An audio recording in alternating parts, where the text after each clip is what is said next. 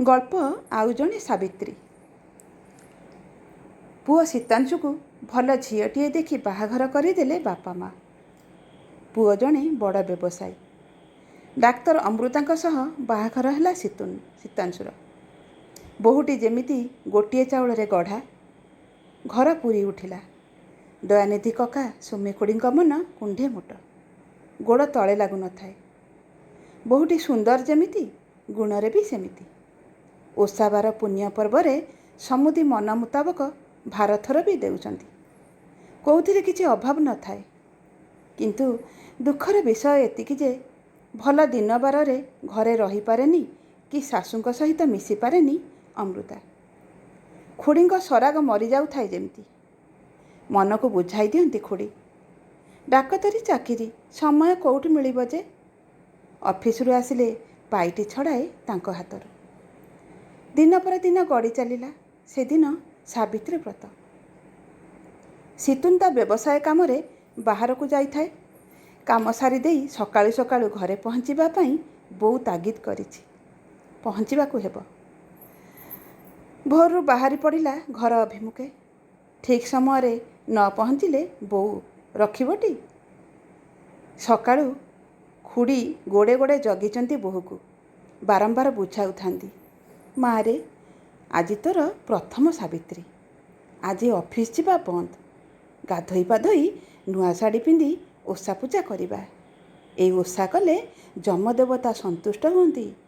ମୋ ପୁଅର ଆୟୁଷ ବଢ଼ିବ, ଜାଣିଲୁ ମା? ପୁଅକୁ ବାରମ୍ବାର ଫୋନରେ ତାଗିଦ କରୁଥାନ୍ତି ଖୁଡ଼ୀ। କିଛି ସମୟ ପରେ ହଠାତ୍ ଗାଧୋଇ ସାରି ହସ୍ପିଟାଲ ବାହାରିଲା ଅମୃତା। ବୋହୂକୁ ଧଳା ପୋଷାକରେ ଦେଖି ଶାଶୁ ରାଗିଯାଇ ଆରମ୍ଭ କରିଦେଲେ ଗାଳି। ଅଲକ୍ଷଣୀ, ହତଲକ୍ଷ୍ମୀ ଇତ୍ୟାଦି ଇତ୍ୟାଦି। ଭୁଲିଗଲେ କାଲି ଯାଏଁ ଥିବା ଅମୃତାର ସବୁ ଭଲ ଗୁଣକୁ। କ'ଣ ବା କରନ୍ତେ ମା ମନ ତ? ସମ୍ଭାଳି ପାରନ୍ତେ ବା କେମିତି? କକା ଯେତେ ବୁଝାଉଥାନ୍ତି, ଓହୋ ସୁମି, କାହିଁକି ଏମିତି ହେଉଛ କହିଲ? କିଛି କାମ ଥିବ, ନହେଲେ ଏମିତି ହଠାତ୍ ସେ କାହିଁକି ବାହାରିଥାନ୍ତା? ପିଲା ଲୋକ ସେ, ତାକୁ ବୁଝିବାକୁ ଚେଷ୍ଟା କର। ସେ ତୁମ ଝିଅ ହୋଇଥିଲେ କ'ଣ କରିଥାନ୍ତ? ଶାଶୁ କିନ୍ତୁ ନଛୋଡ଼ ବନ୍ଧା। ଲୁହ ଭିଜା ଆଖି ସାଙ୍ଗକୁ ଅନବରତ ଗାଳି। ଶାଶୁଙ୍କ କଥାକୁ କାନକୁ ନ ନେଇ ବଜାରରୁ ଆଣିଥିବା ଫଳ ପ୍ୟାକେଟରୁ ସେଉଟିଏ ହାତରେ ଧରି ଗଲାବେଳେ ଏତିକି କହିଲା, ମା, ଅର୍ଜେଣ୍ଟ ନଥିଲେ ମୁଁ ହସ୍ପିଟାଲ ଯାଇନଥାନ୍ତି। ମୁଁ ଏ ସେଉଟିକୁ ଖାଇଦେବି। ଆପଣ ମୋତେ ଅପେକ୍ଷା ନ କରି ପୂଜା ସାରିଦେବେ। କିଛି ସମୟ ପରେ ହସ୍ପିଟାଲରୁ ଫୋନ୍ ଆସିଲା। ପୁଅ ଶୀତୁନ ସିରିୟସ୍। ତା'ର ଆକ୍ସିଡେଣ୍ଟ ହୋଇଛି। ତା'ର ଅପରେସନ୍ ଆରମ୍ଭ ହୋଇଯାଇଛି। ଆଉ ଖୁଡ଼ୀକୁ ସମ୍ଭାଳେ କିଏ? ସବୁ ଦୋଷ ଯେମିତି ବୋହୂର। ଓଷା ପୂଜା କରିଥିଲେ କ'ଣ ଏସବୁ ଘଟିଥାନ୍ତା? ଅଲକ୍ଷଣୀ, ମୋ ପୁଅକୁ ଖାଇ ବସେ। ଯମଦେବତାଙ୍କ କୋପ ଦୃଷ୍ଟି ମୋ ପୁଅ ଉପରେ ପଡ଼ିଲା, ଇତ୍ୟାଦି ଇତ୍ୟାଦି। ହସ୍ପିଟାଲରେ ପହଞ୍ଚି ଶୀତୁନକୁ ଖୋଜି ଖୋଜି ଅପରେସନ୍ ରୁମ୍ ପାଖରେ ପହଞ୍ଚିଲେ ବାପା ମା'। କିଛି ସମୟ ପରେ ଡାକ୍ତର ବାବୁ ବାହାରିଲେ ଆଉ କହିଲେ, ଅପରେସନ୍ ସକ୍ସେସ୍। ବାପା ମା' କୋହକୁ ଚାପି ଡାକ୍ତରବାବୁଙ୍କୁ ଧନ୍ୟବାଦ ଦେଉଥାନ୍ତି। ଡାକ୍ତରବାବୁ ପ୍ରବୋଧନା ଦେଇ କହିଲେ, ଶୀତାଂଶୁ ସିରିୟସ୍ କଣ୍ଡିସନରେ ଥିଲେ କିଛି ବି ହେଇଯାଇଥାନ୍ତା। ଯଦି ଅମୃତା ଠିକ୍ ସମୟରେ ହସ୍ପିଟାଲକୁ ନ ଆଣିଥାନ୍ତେ ଆଉ ଠିକ୍ ସମୟରେ ତାଙ୍କ ଅପରେସନ୍ ହୋଇନଥାନ୍ତା, ତେବେ ଆମ ହାତରେ ଆଉ କିଛି ବି ନଥାନ୍ତା।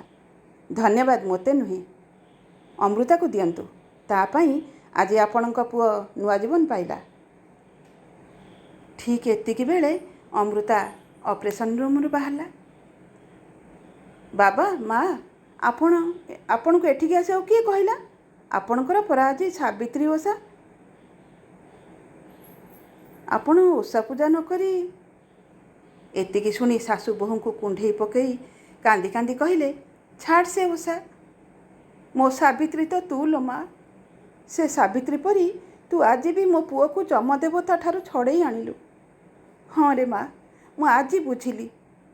ଖାଲି ନାଲି ଶାଢ଼ୀ ପିନ୍ଧି ଠାକୁରଙ୍କୁ ଭୋଗ ଲଗାଇ ଦେଲେ କେହି ସାବିତ୍ରୀ ପରି ହେଇଯାଆନ୍ତିନି।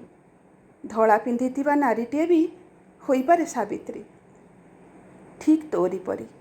ବୁଝିଲୁ ମା? ଅମୃତା ଓ ଡାକ୍ତରଙ୍କ ସମେତ ସେଠାରେ ଥିବା ସମସ୍ତଙ୍କ ମୁହଁ ଖୁସିରେ ଝଟକୁଥିଲା।